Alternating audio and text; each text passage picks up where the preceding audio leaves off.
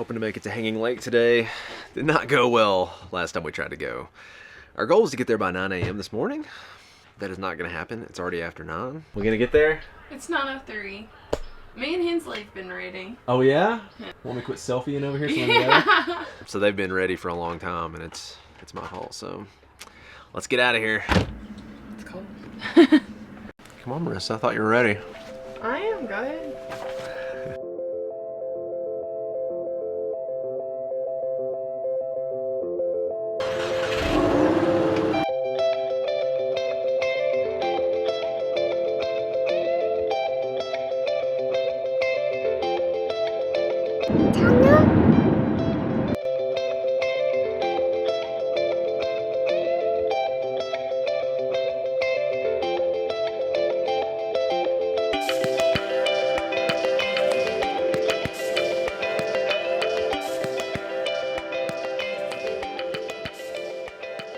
You've arrived. We've arrived. So we made it, and we got a parking spot. Big difference from the weekend versus a weekday. To me, there's quite a few parking spots left. Mm-hmm. This looks beautiful already.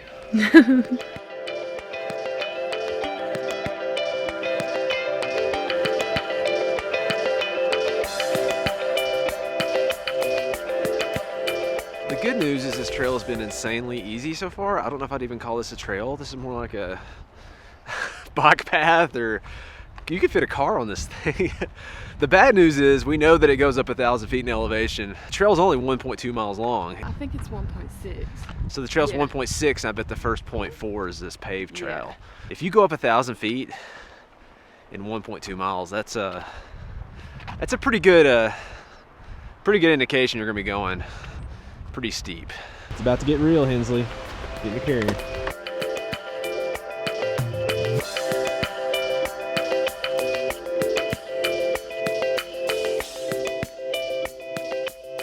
Looks like this is gonna be rocky, straight up terrain the whole way.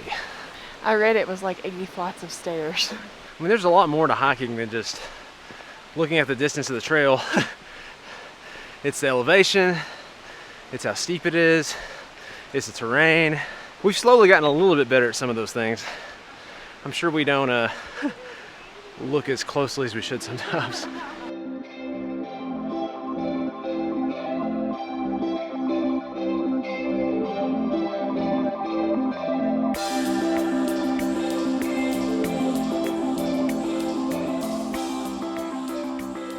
I think as far as pace, I mean, we're usually about 30 minutes per mile. It might be a little slower on this. That's probably our average, I'd say. By the time we stop and let Hensley take breaks and everything else. We kind of just let her tell us when she wants a break, within reason. Sometimes she says it and we've just got started sometimes, but I think we're about halfway right now, and we found a really good spot that's got some water for her. So, you know, that makes things go smoother when she gets her breaks, because that is a lot for her staying in there. Yeah.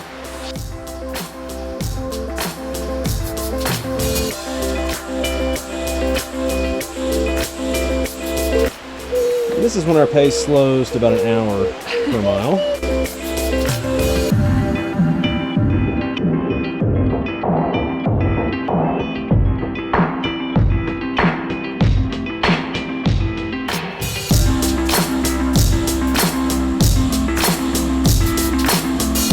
Last descent.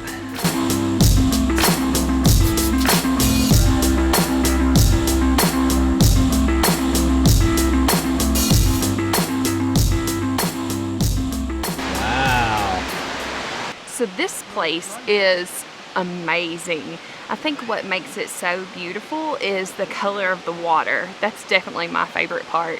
It's got this lagoon feel. It's just this beautiful green blue, and you got the waterfall in the background. It's breathtaking here. The hike up isn't too bad. It's a little steep and rocky at places, but I've definitely seen people of all ages climbing this trail. I think just because the reward is so worth it. It's awesome up here.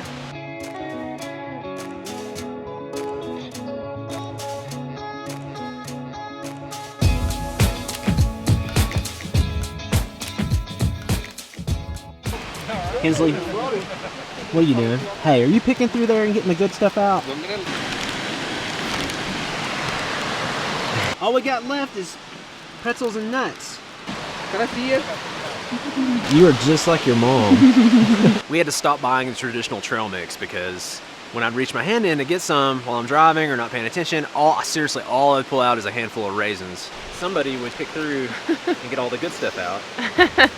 I never denied it.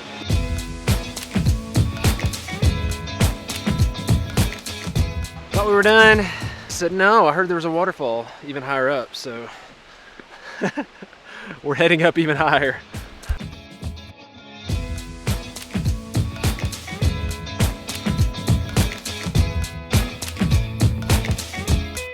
Okay, yeah, I'd say this is worth it.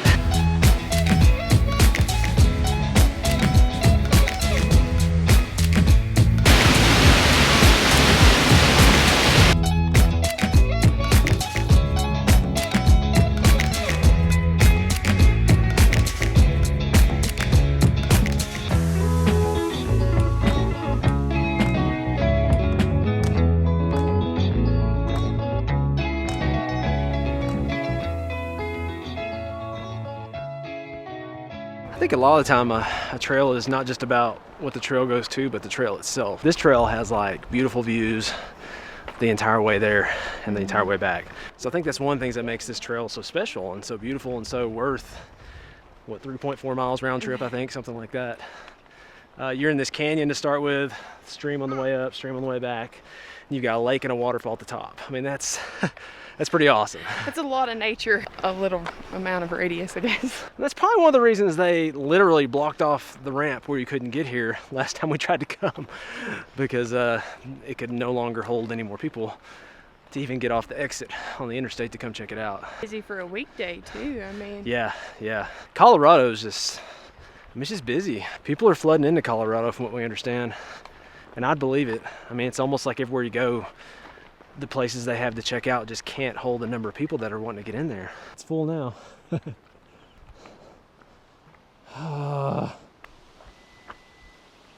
have a ranger down there stopping traffic, waiting until somebody leaves, which is us.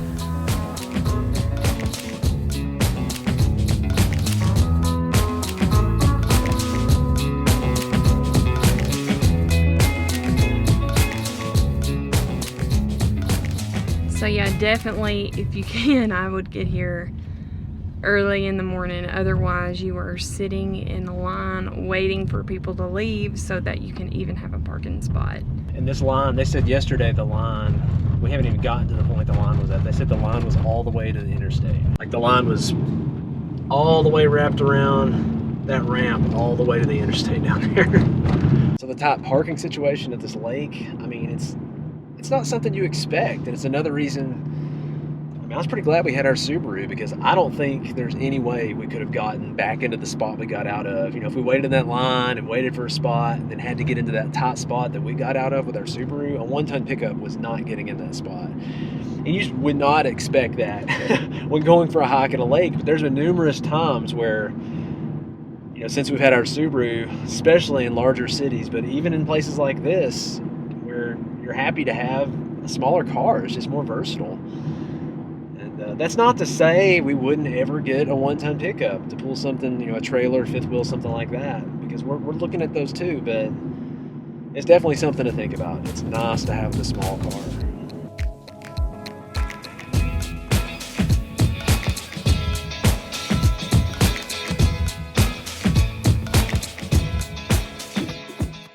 Just got an alert, we got our package in from Amazon. The absolute easiest way for us to receive mail on the road is at the campground we're at. Of course, the problem is when you're in state parks, national forests, Walmart parking lot, it's kind of hard to receive mail. So when we do stay at a privately owned park, we try to have stuff shipped to us as often as we can.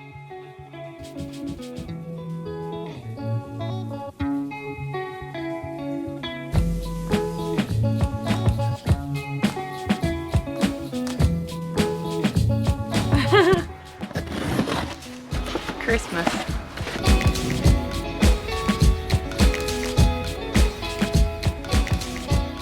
You like them, Hensley?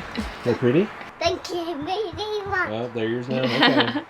So I've been hiking and wearing Keens, and I absolutely love my Keens. I don't know if they're completely meant for a lot of the rocky hikes that we've been doing. I wanted something with a little more on the bottom with all these rocky hikes, and we talked about hiking boots, and I'm not opposed to hiking boots, but we just don't have a room for tons of different kinds of shoes. So I was trying out a multi-purpose shoe where I could work out in it, hike in it, trail run in it.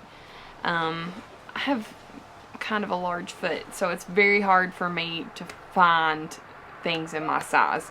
So I'm excited about getting a new pair. I just hope they work. Which is why we pretty much had to go with Amazon for this, because Marissa's been to 3 REIs and probably 2 other shoe stores, and like nobody has anything her size. I mean, it was either order something online or go with a guy's shoe pretty much. I think they look good.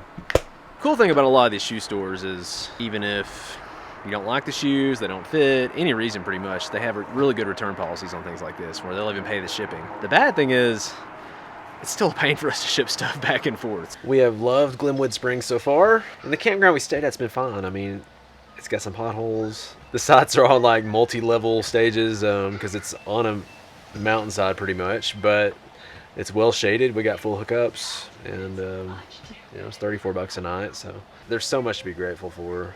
My heart did great today. That hike was actually, probably considering how straight up it wasn't that bad at all. We were loving the oxygen at 6,000 feet.